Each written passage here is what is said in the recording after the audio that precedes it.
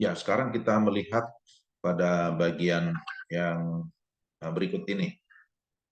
Sifat teologi, sumber, metode, dan pembagian teologi.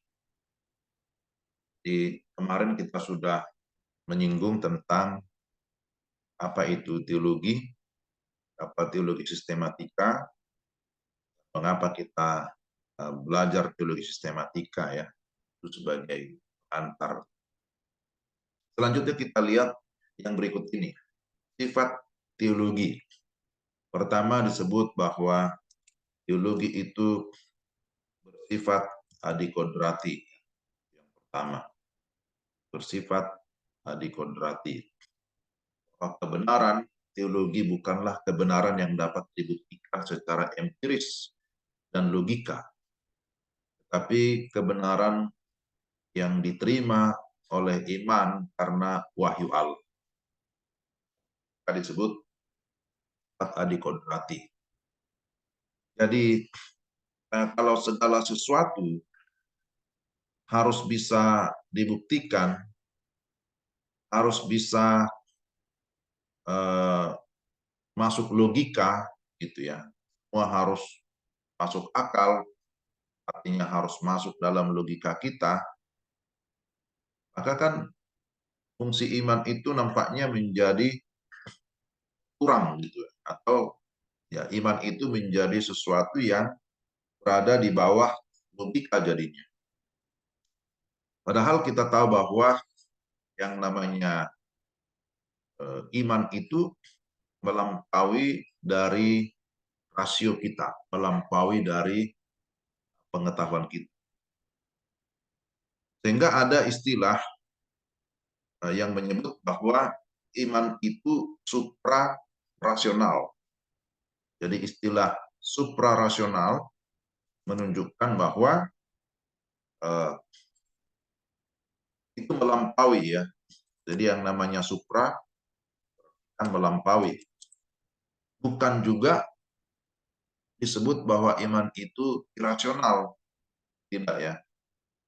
Ya katakanlah ketika kita mengetahui bagaimana Abraham misalnya. Abraham kan disebut sebagai bapak orang beriman. Dulu namanya disebut Abram ya. Abram jadi Abraham. Yang kita tahu itu dari Alkitab. Abram kemudian menjadi Abraham. Abraham berarti disebut sebagai bapak beriman ya. Karena memang dia mau taat kepada panggilan Tuhan. Dia mau taat kepada firman Tuhan. Sekalipun dia belum melihat. Nah, itu kan namanya iman. Waktu Tuhan memanggil dia dan menyuruh pergi ke satu tempat atau tanah perjanjian, maka dengan segala ketaatan, kalau kita baca Kejadian pasal 12, dikatakan di sana Abraham pergi ya, Abraham taat. Sekalipun dia belum tahu di mana tempat itu. Kita belum ada Google Map. Sekarang sudah ada Google Map. Belum ada kompas. Belum tahu ini arahnya sebelah mana. Tapi karena iman, dia taat. Dan itu dikonfirmasi juga di dalam Ibrani pasal yang ke-11 ya. Kalau kita membaca Ibrani pasal 11 tentang tokoh-tokoh iman, maka salah satunya dicatat di sana tentang iman Abraham. Karena iman dia taat. Jadi iman itu disebut suprarasional, artinya melampaui pengetahuan kita. Abraham adalah bapak orang beriman. Tapi kemudian namanya berubah ya jadi Abraham. Kita baca di dalam Kejadian pasal 15. Apakah ada makna perubahan nama itu? Ada. Dari Abram menjadi Abraham.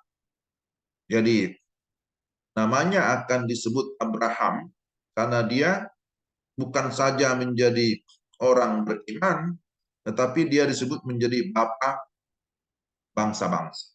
Bapa segala bangsa. Ini kaitannya dengan misi ya. Jadi Abraham itu disebut sebagai bapa segala bangsa. Jadi eh, dia disebut sebagai orang beriman, bapa orang beriman sekaligus bapa segala bangsa. Jadi ini bicara tentang kebenaran ya. Kebenaran yang kita terima sebagai wahyu Allah itu bisa diterima oleh karena ada iman yang Tuhan anugerah. Sebabnya dikatakan bahwa teologi itu bersifat adikodrati, melampaui alam ini, melampaui yang kodrati. Tapi sekalipun demikian, teologi juga bersifat ilmiah ya. Kita lihat di sini dikatakan bahwa teologi juga bersifat ilmiah. Hal ini tampak dari cara para teolog mengadakan penyelidikan secara metodis atau metode penelitian dilakukan dalam prinsip-prinsip hermeneutik yang benar. Jadi teologi itu sebagai satu cabang keilmuan, maka juga bersifat ilmiah. Sehingga tidak ada masalah kalau diadakan penyelidikan yang berkaitan dengan kitab suci. Siapapun bisa mengadakan penelitian. Lagi karena di dalam Alkitab kita berisi banyak informasi, tempat-tempat, ataupun daerah-daerah, tokoh-tokoh sejarah, juga berbagai kerajaan-kerajaan. Tentu saja itu bisa diteliti. Apakah kerajaan Babel itu memang ada? Apakah kerajaan Mesir itu memang ada? Nah, jadi dari sisi ilmu pengetahuan itu bisa diadakan penyelidikan. Para teolog bisa melakukan penelitian ya. Dan kita pun sebenarnya di STT karena kita masuk rumpun universitas juga ya, walaupun sekolah tinggi, tapi aturannya dengan universitas sekarang sudah menjadi sama. Sekolah tinggi dengan universitas itu sama saja aturannya. Kalau kita tahu Tridharma perguruan tinggi, tapi Tridharma itu juga berlaku bagi STT. Ya, apa itu Tridharma perguruan tinggi? Ada pendidikan akademik, ada penelitian, dan ada pengabdian masyarakat. Nah, itu tiga hal yang disebut sebagai Tridharma perguruan tinggi. Yang kita sedang lakukan itulah pendidikan akademik. Tapi penelitian ternyata itu juga merupakan lingkup atau tugas dari sekolah tinggi teologi. Lain daripada pengabdian masyarakat, kita sudah sering melakukan itu. Salah satunya melalui pelayanan kita kepada jemaat, pelayanan kepada masyarakat, itu disebut sebagai pengabdian kita. Tapi penelitian, nah itu dirasa masih kurang.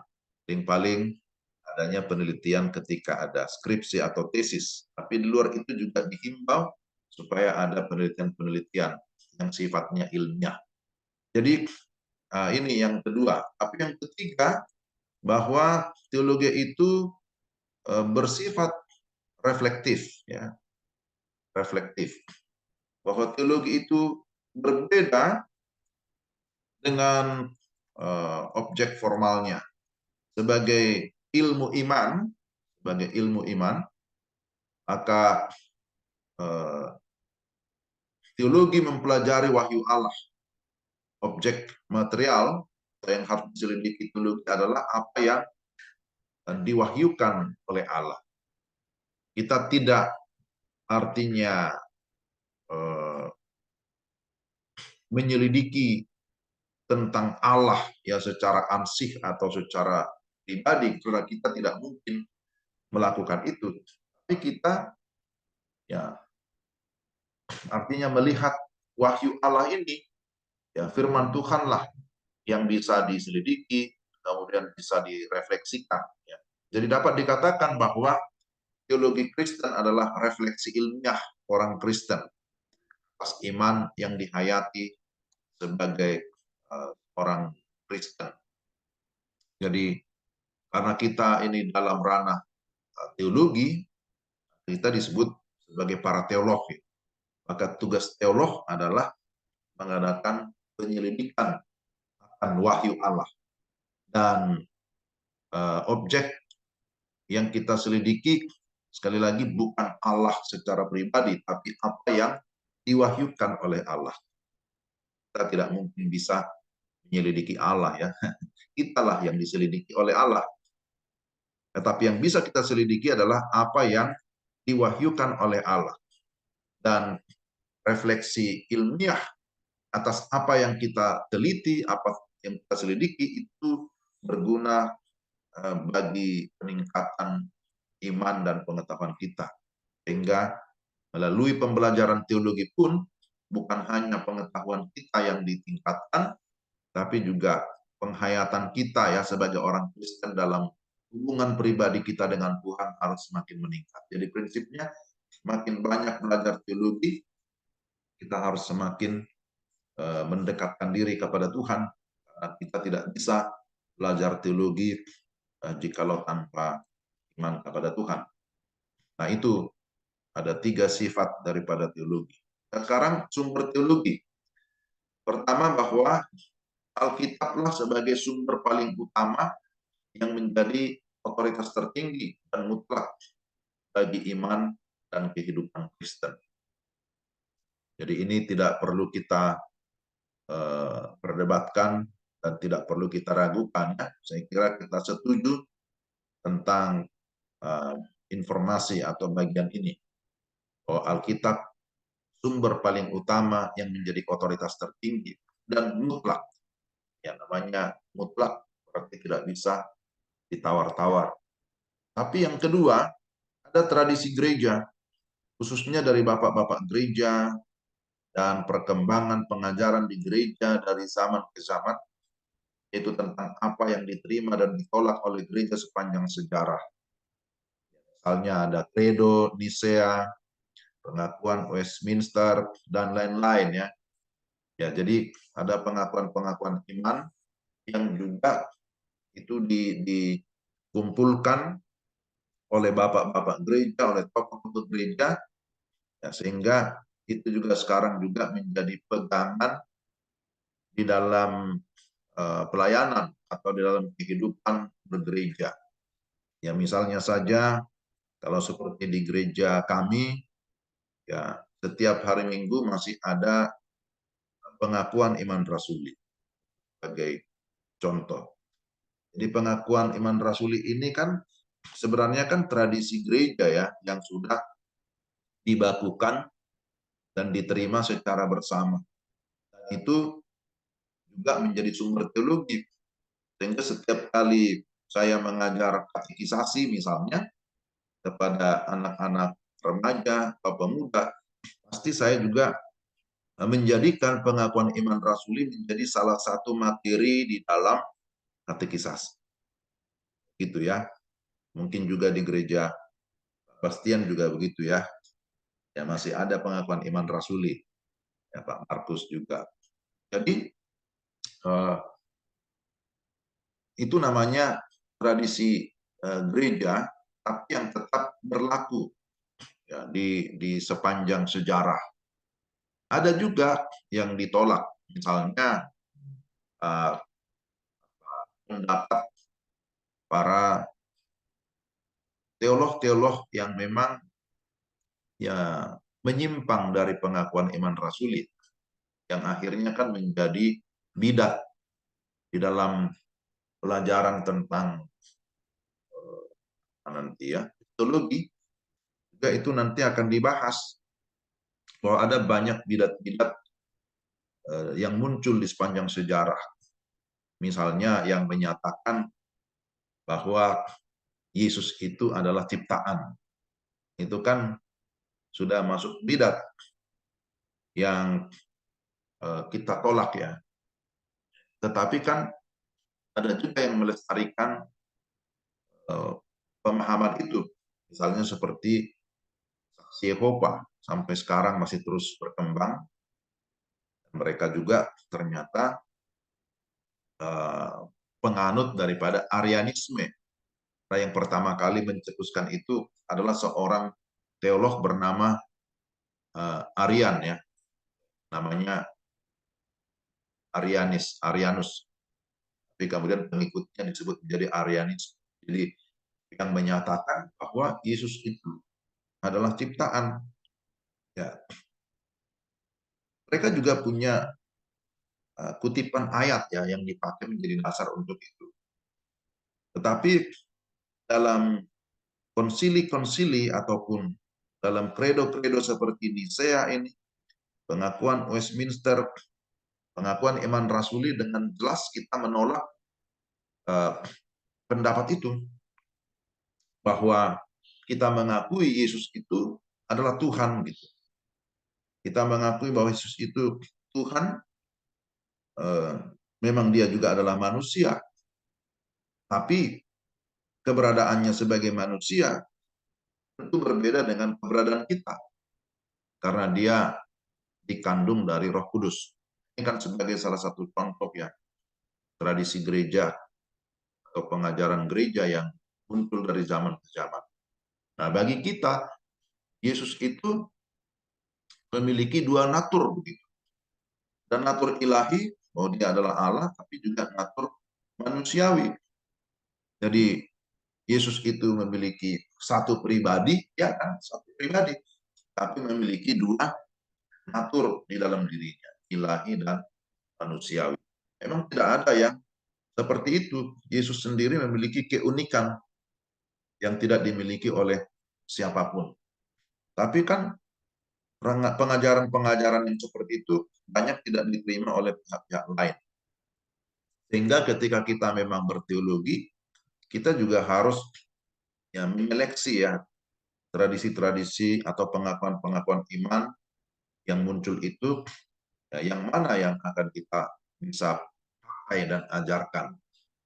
Jadi kalau seperti pengakuan Westminster ini masih bisa kita pakai, Nicea masih bisa kita pakai. Ya, sekarang kan sudah ada cetak itu, katekismus atau juga pengakuan Westminster yang diterbitkan oleh Momentum, itu bisa kita pakai. Ya, buku-buku lain, ya sumber-sumber lain berasal dari buku-buku yang sudah jadi, ya yang dihasilkan oleh teologi biblika, historika atau filosofika untuk dipergunakan sebagai sarana membantu menyelidiki Alkitab dengan lebih sehat. Ini juga bisa, tapi kita ingat bahwa sifatnya hanya sarana untuk membantu. Kalau kita di dalam persiapan pelayanan, khotbah, bisa nggak kita memakai buku-buku tafsiran? Ya, tentu saja bisa. Kalau para penulis sudah ada menuliskan buku-buku tafsiran, ya kita bisa membuka buku-buku teologi itu, tafsiran itu, sebagai sumber tambahan ya, yang membantu kita untuk mempersiapkan khotbah kita atau mempersiapkan tulisan kita. Tetapi ya kita harus ingat bahwa sumber utamanya adalah Alkitab. Jangan sampai kita lupa mengutip Alkitab karena kita lebih banyak mengutip buku-buku. Kan gitu ya. Ada juga begitu, banyak sekali yang mengutip kutipan dari apa buku-buku, sampai lupa dia membahas ayat itu. Ayatnya tidak dikupas, tapi banyak mengutip pendapat orang-orang lain, menurut si A, menurut si B. Jadi ini juga yang harus kita perhatikan dengan baik, sehingga tidak menempatkan tulisan manusia ya sebagai eh, yang mendominasi ya. Akhirnya kita ketika persiapan langsung cari saja buku teologi, cari saja buku tafsiran, ya kita lupa merenungkan Alkitab itu, menyelidiki Alkitab. Itu yang harus kita hati-hati. Itu yang harus kita perhatikan. Jadi tidak salah untuk kita membaca buku-buku lain ini, tapi tetap harus selektif ya. Artinya kita harus memilih dan memilah buku-buku mana yang mendukung teologi kita. Jadi sejauh ini kalau saya membeli buku, Ya, kebanyakan buku saya itu dari penerbit Momentum. Selain Momentum, ada juga beberapa dari PPK Gunung Mulia, pilih-pilih begitu ya. Ada dari Kalam Hidup, dari Gandum Mas, ya, sebagian kecil dari penerbit Andi. Nah, ya, sekalipun sudah zaman digital, tapi saya kira buku cetak juga masih sangat diperlukan. Jadi tidak berarti ya ini kan sudah zaman digital, lalu kita tidak perlu punya buku. Bagi seorang akademisi atau juga seorang mahasiswa ataupun dosen, maka kekayaannya adalah buku. Nah, itu ya pemahaman saya dulu. Gak tahu kalau zaman sekarang orang sudah berubah karena sudah teknologi canggih. Jadi berpikir ya semua kan sudah bisa di laptop, semua bisa di handphone, ya bisa juga ya. Tetapi tradisi saya ketika ada buku baru, saya berusaha untuk juga membeli mampu saya. Ya, kalau di rumah itu banyak buku saya, satu kamar khusus untuk tempat buku-buku, gitu ya. Jadi artinya ini juga apa ya, eh, mau menyatakan bahwa kita ini serius gitu, tidak asal-asalan ya, menjadi seorang akademisi yang memang juga bertanggung jawab kan gitu ya, bukan ya sekedar tapi juga punya modal. Modal utamanya ya buku. Orang bilang buku adalah jendela dunia. Karena itu Bapak, saya sekarang bawa bukunya kalau bisa. Nah, ini dicari nanti salah satu yang kita pakai ini pengantar teologi Kristen. Kemudian yang satunya lagi itu kemarin saya sebutkan Verbum Dei. Saya sudah cek di Tokopedia atau di apa namanya Shopee, ada itu online Verbum Dei itu. Jadi tinggal dipesan, ya, mungkin 3-4 hari dia sudah sampai, ada di Shopee ya atau toko-toko online. Jadi sekarang juga terbantu ya karena kita tidak perlu ke toko buku, ongkosnya mahal, waktunya banyak ya. Kalau harus ke Jakarta beli buku, aduh, gimana ya?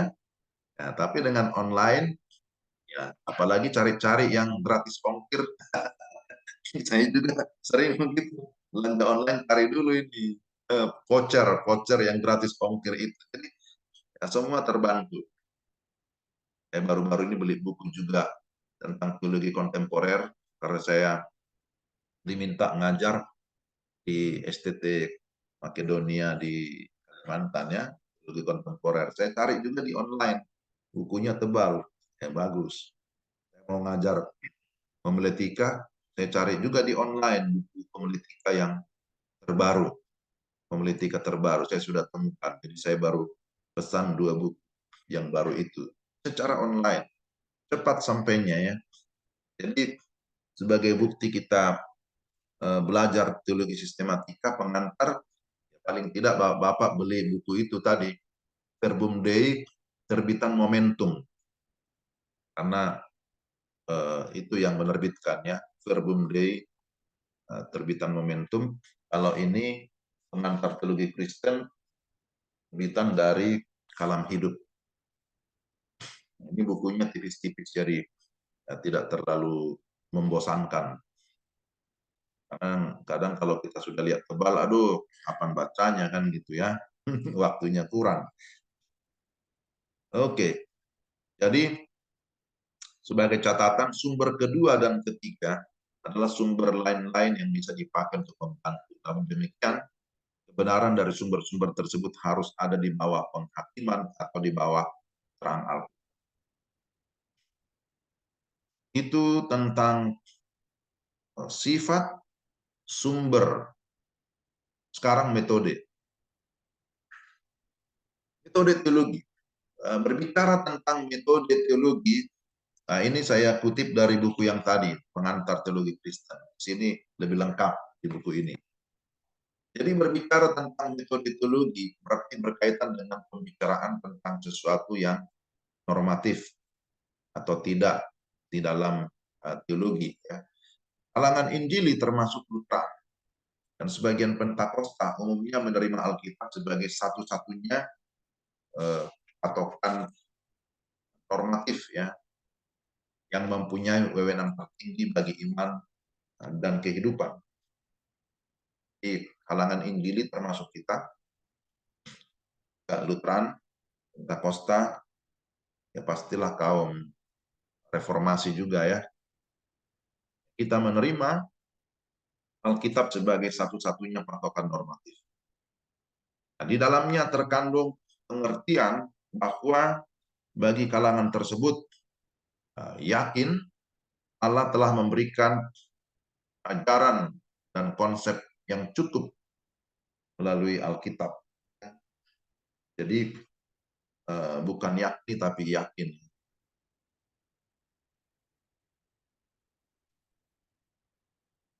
Di dalamnya terkandung pengertian bahwa bagi kalangan tersebut yakin Allah telah memberikan ajaran dan konsep yang cukup melalui Alkitab sebagai patokan normatif bagi pemikiran teologis. Salah satu sifat Alkitab disebut ya cukup. Namun kalangan liberal dan neo-ortodoks menganggap bahwa simbol-simbol atau mitos-mitos dari Alkitab adalah patokan normatif bagi teologi Kristen. Karena kaum ini menganggap bahwa simbol atau mitos merupakan ekspresi dari pengalaman kehadiran Allah yang tidak dapat diterangkan atau didefinisikan. Dan itu terjadi dalam dimensi religius dari setiap orang yang pengalamannya sangat pribadi serta subjektif. Nah, tugas teologi yang memang wajib memaparkan dan menjelaskan iman Kristen sebagai suatu tugas internal, dan tugas itu juga mencakup usaha mengembangkan dan mempertahankan iman Kristen dari serangan atau ketidakmengertian manusia pada umumnya. Maka karena itu dibutuhkan ya metode ya. Nah ini tadi disinggung di atas ada istilah liberal dan neo-ortodoks. Ya, jadi seperti apa pandangan kaum liberal dan neo-ortodoks mengenai Alkitab? Ya, nah itu memang mempengaruhi juga pemahaman teologi mereka kan gitu ya.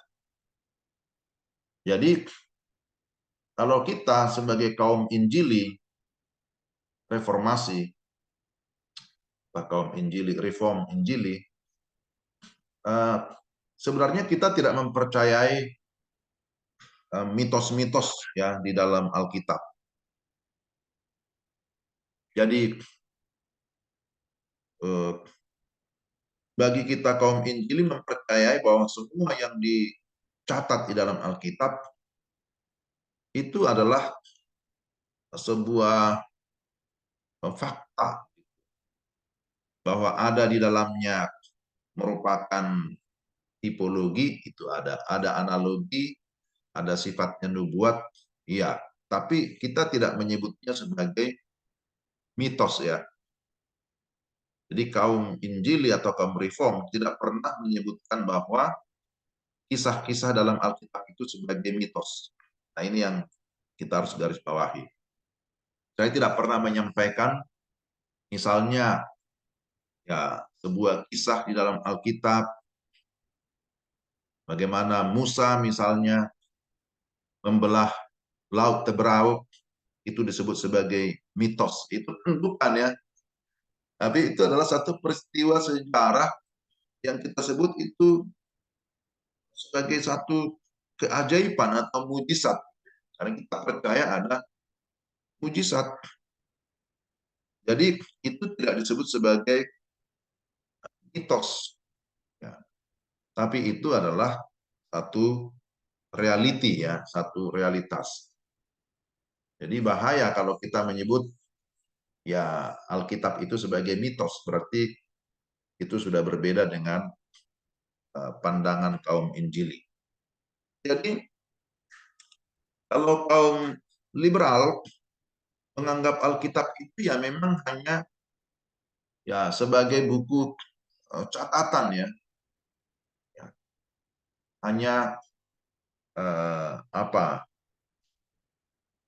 catatan ataupun kisah-kisah yang dicatat di sepanjang sejarah yang sebagian ya bisa disebut firman Tuhan, tapi sebagian bukan firman Tuhan. Hanya diakui kalau disebutkan Allah berfirman, itu adalah firman Tuhan. Tapi di luar itu bukan firman Tuhan. Jadi ada yang firman, ada yang bukan. Nah itulah kalau pandangan liberal. Tapi orang neo-ortodoks lain lagi, bahwa Alkitab itu adalah tulisan manusia, tetapi kemudian ketika manusia atau seseorang membaca satu bagian firman dan dia eh, merasakan ya, berkat, bahasa rohani begitu ya, dia diberkati melalui pembacaan atau dari perenungan apa yang dibaca dari Alkitab itu, maka ada disebut sebagai satu proses yang menjadi firman. Jadi sering disebut sebagai konsep rema gitu. Jadi, biarlah kiranya firman-Mu ini menjadi rema di dalam hidup saya. Kira-kira begitulah pandangan neo-ortodoks. Jadi Alkitab ini adalah tulisan-tulisan yang ditulis oleh para nabi dan rasul, itu diakui sebagai Alkitab yang berasal dari Tuhan. Tapi kapan itu menjadi firman di dalam kehidupannya adalah ketika dia membaca atau merenungkan firman Tuhan dan itu memberkati kehidupannya. Nah, itulah baru itu menjadi firman yang hidup. Nah, disebut sebagai firman yang menjadi rema. Biarlah firman-Mu itu jadi rema dalam kehidupan. Kira-kira begitulah doanya. Tetapi yang saya pahami bahwa Alkitab itu adalah firman Tuhan. Begitu ya. Terlepas waktu saya membaca, saya tidak menangkap. Saya membaca, saya tidak mengerti. Saya membaca, saya kayaknya mungkin karena tidak konsentrasi atau karena ada gangguan, saya tidak bisa menangkap apa-apa. Itu bisa terjadi. Tapi Alkitab bagi saya tetap firman Tuhan yang berotoritas. Bukan bergantung kepada ya saya diberkati atau tidak. Tapi Alkitab adalah tetap firman Tuhan. Bukan bergantung kepada penafsiran manusia. Bukan bergantung kepada penilaian kita yang berkata ini firman, ini bukan firman. Nah ini cocok di saya, ini memberkati saya, ya sehingga kita membuat kotak-kotak di dalam Alkitab. Ya nanti yang ini yang paling berkesan gitu ya. Ini dibuat tulisan merah, ini tulisan biru, tulisan hijau. Ya, seolah-olah ada perbedaan tingkatan. Kita tidak seperti itu pandangannya. Kita melihat bahwa Alkitab itu sama. Dari Kejadian sampai Wahyu sama. Bahwa ada ayat-ayat tertentu yang memang kita hafal, ayat-ayat tertentu yang kita garis bawahi karena itu secara khusus menegur kita, secara khusus menguatkan kita, itu sah-sah saja kan gitu ya. Bahwa ada ayat-ayat firman Tuhan yang sungguh berkesan, misalnya saya punya ayat waktu saya di CD, salah satu ayat 7 misalnya, itu ayat CD saya, ya tentu itu berkesan bagi saya, sehingga sampai sekarang dihafal terus. Tapi pandangan saya terhadap Alkitab Perjanjian Lama dan Perjanjian Baru itu sama, satu kesatuan. Tidak ada yang lebih tinggi dan lebih rendah. Tidak ada istilahnya ini lebih sulit, ini lebih mudah. Karena saling melengkapi, PL maupun PB. Jadi ini juga perlu kita tanamkan ke hati kita dan juga dalam pengajaran kita. Sehingga jemaat itu Ketika kita ajar demikian, memang mencintai Alkitab itu secara utuh. Jadi jangan berkata, oh saya hanya suka Mazmur, saya hanya suka Amsal. Lalu kalau kitab Tawarikh nggak dibaca kan gitu ya. Artinya malas baca yang lain karena itu sejarah. Yang namanya kitab Kidung Agung dibaca, kitab Pengkhotbah dibaca, tapi sejarah tidak dibaca karena cara pandang. Padahal waktu membaca kitab-kitab sejarah dari perspektifnya Tuhan itu menarik sekali, bahwa Tuhan berkuasa atas seluruh sejarah kan gitu ya. Tuhan berkuasa atas seluruh kerajaan. Tuhan berkuasa atas semua raja-raja. Tuhan yang mengatur semua waktu, musim dan seterusnya. Itu.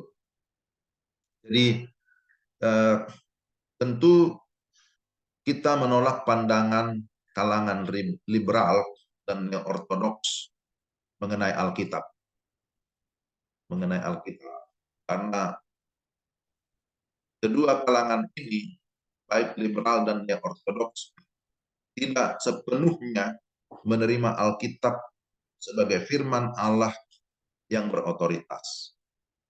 Beda dengan kita. Kalau kita menerima Alkitab sebagai firman Allah yang berotoritas, dan itu sifatnya adalah mutlak. Jadi kita lihat bahwa ada beberapa usulan metode berteologi yang pernah diberikan baik di kalangan teolog Injili maupun teolog bukan Injili. Ada di buku ini ya, buku Antar Teologi Kristen ini. Tapi secara singkat ya saya ringkaskan di sini, ada beberapa metode teologi yang dicatat di dalamnya. Pertama disebut metode teologi Charles Hodge. Ya, jadi Charles Hodge ini adalah seorang teolog ya, yang juga penulis buku teologi sistematika. Nah, bagi Hodge, dalam setiap ilmu terdapat dua faktor, yaitu fakta-fakta dan pikiran. Maksudnya, mempelajari suatu ilmu bukanlah sekedar menghimpun pengetahuan atau menyusun fakta-fakta saja. Dia berkata, ilmu lebih daripada itu. Karena ilmu harus dapat memperlihatkan relasi internal dari fakta-fakta. Menurutnya, sebagaimana alam mengandung fakta-fakta yang dapat diamati oleh ahli-ahli biologi atau ahli fisika, maka demikian pula Alkitab mengandung kebenaran-kebenaran yang dapat dikumpulkan, ya, yang dapat dikumpulkan, kemudian disusun dan diperlihatkan relasi internalnya satu dengan yang lainnya oleh ahli teologi. Jadi, kalau saya memahami apa yang dimaksudkan oleh Charles Hodge, bahwa di dalam kita mempelajari teologi yang didasarkan kepada Alkitab, maka perlu ada aktivitas atau tindakan untuk mengumpulkan semua fakta-fakta yang ada di dalamnya. Tapi kemudian disusun. Setelah itu bisa diperlihatkan hubungan antara satu dengan yang lain. Jadi ini adalah tugasnya teolog, ya. Ahli teologi harus mampu untuk ya mengumpulkan semua fakta, mengumpulkan semua data-data yang ada di dalamnya, kemudian disusun, kemudian diperlihatkan hubungan antara satu dengan yang lain, sehingga itu menjadi satu pemahaman yang utuh. Demikian pemikiran daripada Charles Hodge. Jadi hubungan antara fakta dan Alkitab menurut Hodge adalah fakta-fakta yang keliru tidak akan dapat diterima ke dalam rasio manusia. Demikian juga teologi yang bersistem memerlukan pikiran manusia untuk mencerna fakta-fakta Alkitab dan melihat relasi suatu fakta dengan yang lainnya guna melihat keabsahannya. Nah, ini sudah tugas berat ini ya, teolog yang mengadakan penelitian. Nah, kita sekarang sebenarnya sudah lebih banyak yang menikmati hasil karya mereka. Dan apa yang disebutkan oleh Charles Hodge, dia sudah bukukan, sehingga muncullah buku teologi sistematika ya, yang di dalamnya sudah memang tersistem apa yang menjadi fakta-fakta dan pikiran-pikiran yang dituangkan menjadi satu teologi, maka muncullah sebagai doktrin-doktrin di dalam bukunya ya. Mulai dari doktrin atau pengajaran tentang Allah, tentang manusia dan seterusnya, itu menjadi buku teologi yang menarik. Ya, pembaca akan memperoleh suatu jenis pengetahuan yang lebih tinggi tingkatannya daripada hanya mengumpulkan fakta-fakta. Fakta-fakta dari wahyu Allah harus ditempatkan dalam suatu kerangka susunan yang sistematis dan mempunyai hubungan yang mutual. Karena hanya dengan demikian dapat memaparkan kebenaran dengan objektif serta menyajikan fakta-fakta tersebut secara meyakinkan ke dalam pikiran manusia. Dan ini tadi sudah saya singgung ya, bahwa setelah disusun, ya kita melihat ternyata semua ada hubungan antara satu dengan yang lain. Hodge percaya bahwa semua kebenaran itu konsisten, sebab Allah tidak mungkin berkontradiksi di dalam dirinya dan karyanya. Maksudnya, apa yang dikatakan Allah dalam firman-Nya atau dalam perintahnya tidak mungkin bertentangan dengan konstitusi atau kebenaran dari alam ini. Sebab segala sesuatu yang ada itu diciptakan oleh Tuhan, maka tidak mungkin kontradiksi satu dengan yang lain. Tidak mungkin bisa bertabrakan satu dengan yang lain ya. Itu terjadi, akan terjadi kekacauan. Nah, itu sedikit pemikiran dari Charles Hodge bagaimana kita berteologi. Jadi berteologi itu ada metodenya. Metode yang ditawarkannya, ya kita harus cari dulu fakta-fakta, kumpulkan, susun, kemudian diperlihatkan. Itu menurut Charles. Kemudian ada lagi namanya metode teologi Karl Barth. Karl Barth ini adalah seorang teolog yang besar di abad lalu ya, abad yang 19 sampai 20. Inspirasi pemikirannya mempunyai pengaruh yang luas, ya bahkan sampai hari ini. Maka seorang bernama John Bailey menulis dengan tepatnya, tak seorang pun kelihatannya dapat berbicara tentang teologi dewasa ini tanpa menyebutkan namanya atau Barth. Atau dengan kata lain, di setiap pembelajaran teologi, sekolah tinggi teologi, ya pasti akan menyinggung namanya Karl Barth ya. Karena memang Karl Barth itu seorang yang terkenal pada zamannya. Ya. Tapi secara khusus dalam pemikiran teologi liberal. Jadi Karl Barth ini dikenal sebagai pemikir teologi liberal. Barth mendapatkan ide mengenai Allah yang ada di luar jangkauan rasio manusia.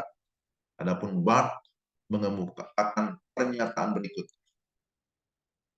Manusia sebagai makhluk yang terbatas tidak akan mampu secara independen dan rasional mengerti sifat transenden dari Allah melalui wahyunya. Dia menyatakan tidak mungkin, kan manusia sangat terbatas. Barth menolak adanya wahyu Allah dan inspirasinya secara langsung dalam sejarah manusia. Sehingga tidaklah heran bahwa Barth pada instansi terakhir juga menolak konsep wahyu umum atau general revelation, konsep Allah sebagai Alkitab sebagai firman Allah. Jadi dari pernyataan ini pun langsung kita sudah tahu ya, bahwa dia seorang yang liberal. Salah satu ciri teolog liberal adalah menolak adanya wahyu Allah. Menolak bahwa Alkitab firman Allah. Itu salah satu ciri utama. Jadi kalau orang berbicara, teolog liberal, apa sih teolog liberal? Ya, liberalnya dalam hal apa? Ya, itu dari pola pikirnya, dari teologinya. Jadi salah satu ciri utama ketika seseorang tidak menerima wahyu Alkitab sebagai wahyu Allah, ya itu sudah masuk dalam pemikiran yang liberal. Artinya tidak lagi mengakui adanya kemutlakan di dalam Alkitab. Jadi kalau tidak mengakui sebagai wahyu, berarti Alkitab kan tidak mutlak. Jadi sesuatu yang tidak mutlak, ya tidak ada lagi yang mutlak, itu sudah liberal. Karena bagi kita yang kaum Injili, kita masih mengakui ada yang mutlak, bahwa Allah itu mutlak, tapi firman-Nya juga mutlak. Gitu. Ya, jadi pemikiran kita adalah pemikiran yang masih bisa dikatakan konservatif, ya, apa istilahnya ya? Ya kita masih yang memiliki pandangan yang sangat Injili. Nah, ciri kaum Injili adalah percaya dan menerima Alkitab sebagai wahyu Allah yang berotoritas. Jadi lewatan.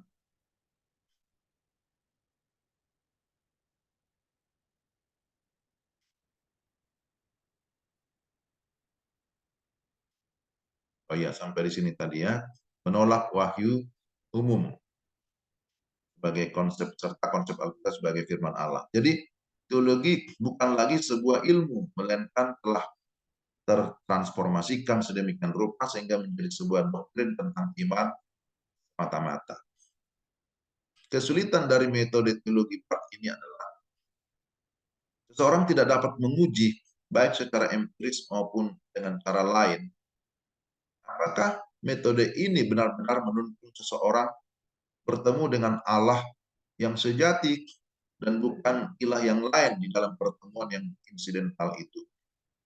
Kalau tidak ada lagi sesuatu yang mutlak, artinya tidak percaya Alkitab sebagai wahyu Allah, lalu ketika orang secara empiris atau berdasarkan pengalaman berkata, saya sudah mengenal Tuhan. Nah, standarnya apa? Gitu ya.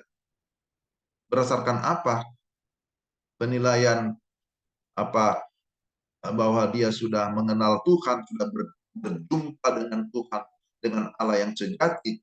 Dasarnya apa? Kalau tidak lagi mempercayai Alkitab sebagai wahyu Allah yang berotoritas. Kan gitu. Nah, bagi kita, ketika orang mengaku atau dia bersaksi atau saya berkata, saya sudah berjumpa dengan Allah yang sejati. Misalnya begitu. Lalu orang bertanya, dengan cara bagaimana kamu berjumpa dengan Allah yang sejati? Saya akan berkata, melalui firman-Nya. Karena saya percaya firman-Nya itu adalah apa wahyu yang berotoritas. Nah, itu masih istilahnya masih matching gitu ya. Masih masuk karena pengakuan saya berjumpa dengan Tuhan itu didasarkan kepada firman yang saya juga terima, akui sebagai wahyu Tuhan. Tapi kalau orang tidak percaya Alkitab sebagai firman Allah, tidak percaya Alkitab sebagai wahyu Allah, tapi ngaku saya sudah berjumpa dengan Tuhan. Nah, berdasarkan apa? Absahannya dari mana kan gitu kan? Jadi kita sulit menerima metodenya Barth ini karena bagi kita alat ukur utama, pedoman utama kita adalah Alkitab. Ketika seseorang berkata, aku mengenal Tuhan, aku berjumpa dengan Tuhan, maka kita harus mengkonfirmasi, kamu kenal Tuhan, kamu berjumpa dengan Tuhan, dengan cara bagaimana? Dasarnya apa kan gitu ya? Dasarnya adalah bagi kita Alkitab sebagai firman Tuhan. Ya. Oke, Bapak-bapak kita ngopi dulu ya. 1 jam kita Baik. ngopi lah. Ya, ngopi dulu. Ya, istirahat dulu sekitar 15 menit lah. Baru nanti kita lanjut. Iya, Pak.